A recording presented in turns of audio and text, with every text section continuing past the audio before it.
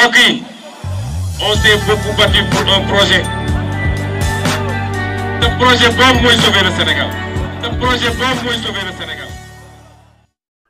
mbokk internautes yi safoo di seetaan LTS dale nag jàmm ci xibaar kii di professeur Ngouda Mboup nag mu ngi génn di xamle ne ki nga xamante ni moo di Ousmane Sonko dafa mel ni nekkul ab citoyen ndaxte état bu Sénégal day salfaañe ak xam ak ay yelleefam ndax di tegale ay procédures yoo xamante ni jaarul yoon di ko teg loo xamante ni dara amu ci te dara du ci dëgg mu ngi sàkku ci loolu nag ñi nga xamante ni ñoo di waa CEDEAO ñu daal di ci antu ci ni mu gën a gaawee ndaxte Ousmane Sonko xañ nañ ko ak xam ak yelleefam bépp boo xamante ni amoon na ko ci mim réew kenn defu ko nag ku dul état bu Sénégal moo tax professeur Ngouda Mboup mi nga xamante ni day yëngu ci wàllum droit ndax loolu lay jàngale ma ngay sakku ci waa CEDEAO ñu daal ci wax ni mu gën a gaawee.